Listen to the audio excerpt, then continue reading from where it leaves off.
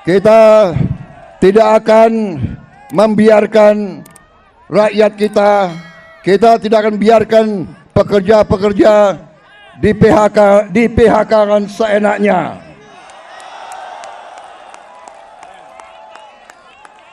Bila perlu, tidak ragu-ragu kita, negara akan turun tangan, saudara sekalian.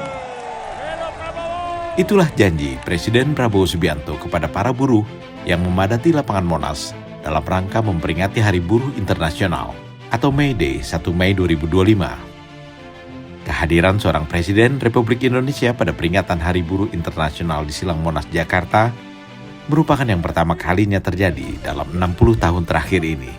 Sebelumnya, hanya Presiden Soekarno yang pernah tampil dalam peringatan Hari Buruh di Indonesia.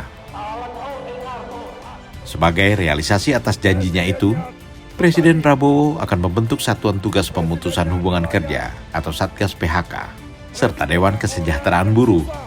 Dewan Kesejahteraan Buruh ini antara lain akan beranggotakan para pemimpin konfederasi buruh dan serikat pekerja di seluruh Indonesia, yang jumlahnya mencapai sekitar 150 organisasi.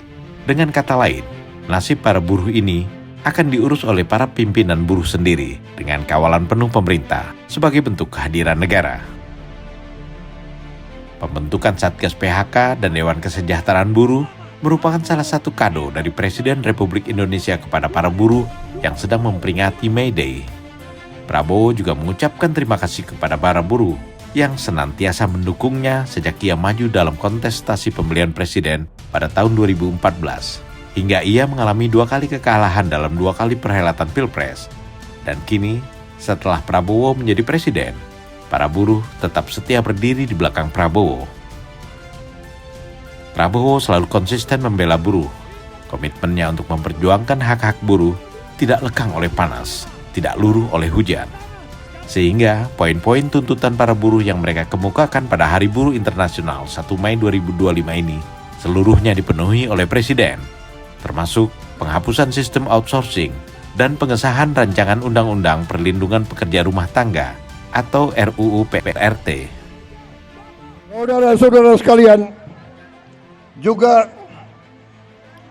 kita akan segera meloloskan RUU Perlindungan Pekerja Rumah Tangga. Wakil Ketua DPR yang hadir, Pak Dasko, Pak Sufmi melapor ke saya, minggu depan RUU ini segera akan mulai dibahas. Mudah-mudahan tidak lebih dari 3 bulan undang-undang ini akan selesai kita bereskan. Juga saran dari Pak Jumhur, Undang-Undang Perlindungan Pekerja di Laut, pekerja di industri perikanan, pekerja di kapal-kapal, kita juga segera akan memuntak undang-undang itu. Jadi kami Satgas PHK dan Dewan Kesejahteraan Buruh Nasional ini akan mempunyai peran yang sangat penting. Saudara-saudara sekalian, saya juga akan meminta Dewan Kesejahteraan Nasional mempelajari bagaimana caranya kita kalau bisa tidak segera tapi secepat-cepatnya kita ingin menghapus outsourcing. Terkait upaya penghapusan outsourcing, Presiden Prabowo akan mempertemukan 150 pimpinan serikat buruh dengan 150 pimpinan perusahaan di Istana Bogor dalam waktu dekat ini. Pertemuan itu tak lain untuk membicarakan bersama soal outsourcing tersebut. Prabowo mengatakan bahwa kita harus bersikap realistis dalam menyikapi soal outsourcing ini karena menyangkut kepentingan perusahaan. Jangan sampai para investor menutup pabriknya, karena bila hal itu terjadi, maka para buruh akan kehilangan pekerjaan. Penghapusan outsourcing merupakan salah satu poin dari 6 poin tuntutan para buruh yang dikemukakan para buruh pada peringatan May Day tahun ini.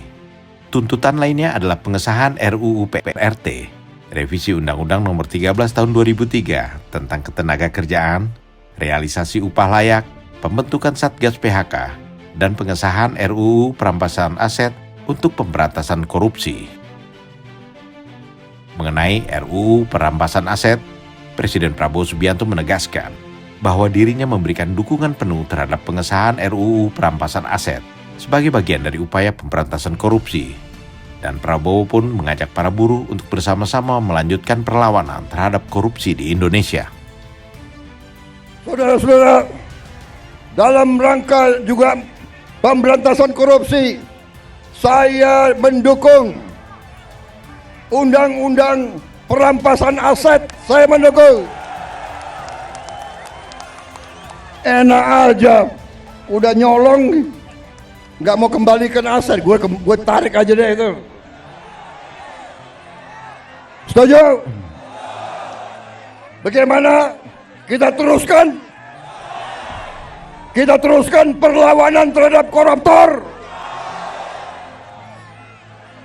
Nanti lu dikasih duit, lu demo untuk koruptor. Hah?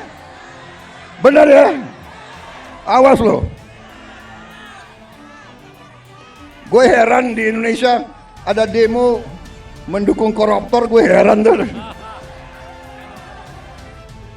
Selain 6 poin tuntutan para buruh yang akan dipenuhi oleh Prabowo, Presiden Republik Indonesia ini juga mendukung usulan para pemimpin organisasi buruh untuk mengangkat almarhumah Marsina menjadi pahlawan nasional. Marsina adalah seorang aktivis buruh yang bekerja sebagai buruh pabrik di Porong Sidoarjo, Jawa Timur.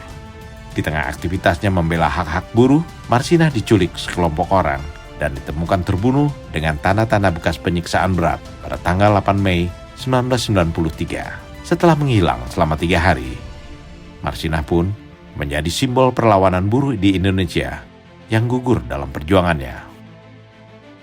Saudara-saudara, juga atas usul dari pimpinan tokoh-tokoh masyarakat, mereka tokoh-tokoh buruh, mereka sampaikan ke saya, Pak, kenapa sih pahlawan nasional nggak ada dari kaum buruh? Saya tanya, kalian ada saran nggak? Coba kalian berembuk, usulkan pahlawan dari kaum buruh. Dan mereka sampaikan, Pak, bagaimana kalau Marsinah, Pak? Marsinah jadi pahlawan nasional. Asal seluruh pimpinan buruh mewakili kaum buruh sepakat, saya akan mendukung Marsinah menjadi pahlawan nasional. Konsistensi Prabowo dalam membela hak-hak buruh serta rakyat kecil pada umumnya bisa dilihat dari berbagai kegiatan sejak 2012 hingga terpilih menjadi Presiden RI. Sebagai Presiden, Prabowo langsung mengeluarkan keputusan-keputusan pro rakyat yang dapat dirasakan hingga sekarang.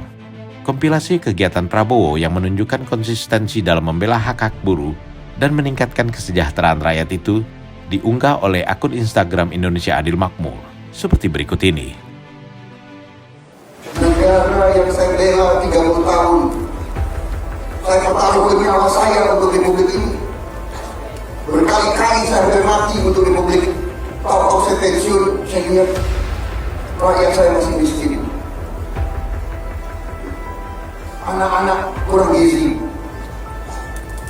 Negara 68 tahun merdeka, masih ada rakyat kita 24 ribu hanya mencari sesuap nasi untuk anak istrinya, jualan kerupuk, dan pada saat dia pulang saya lihat kerupuknya masih banyak belum berbunyi. Kita bisa bayangkan. Ini yang kita harus rubah. Ini yang harus kita perbaiki. Kekayaan bumi, air, dan semua kekayaan yang terkandung di dalamnya dikuasai oleh negara dan dipergunakan sebesar-besarnya untuk kemakmuran rakyat. Saudara-saudara sekalian, insya Allah dalam waktu beberapa hari ini, saya dengan tokoh-tokoh kalian, dengan perwakilan serikat-serikat pekerja, kita akan duduk bersama dan kita akan rampungkan suatu deklarasi komitmen politik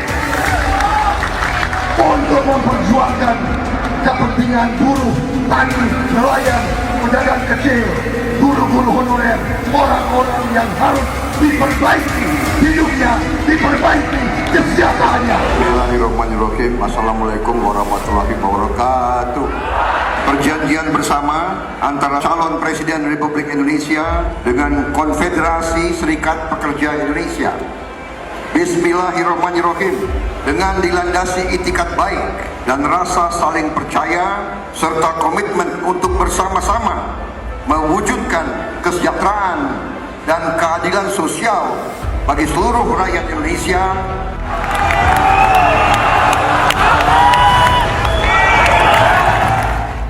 Kita ambil keputusan untuk menaikkan rata-rata upah minimum nasional pada tahun 2025 sebesar 6,5%.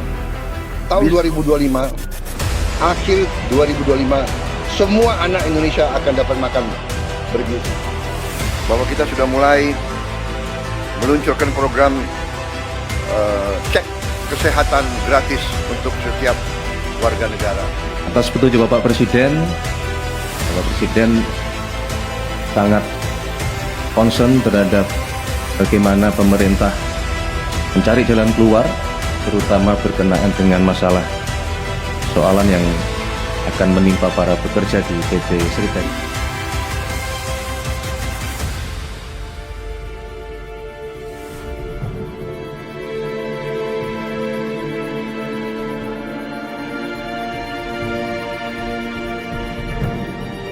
Dan akhirnya Bapak Ibu sekalian, pada awal Februari Presiden menandatangani suatu impres tentang data tunggal Indonesia yang pertama kali bisa diwujudkan di era kepemimpinan Presiden Prabowo.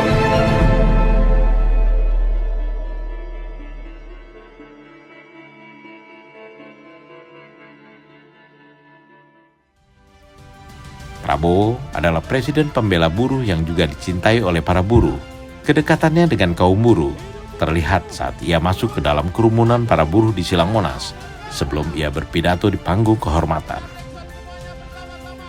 Tanpa ragu sedikit pun, sang presiden pembela buruh ini menyalami buruh yang berpadat-padatan di depan panggung, bahkan menyempatkan diri melakukan swafoto bersama mereka.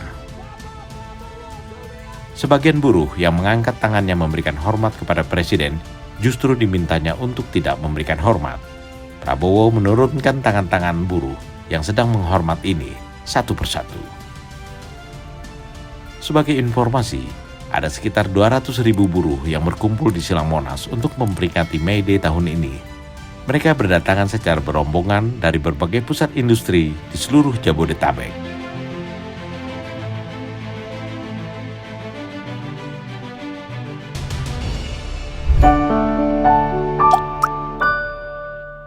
Men of our time.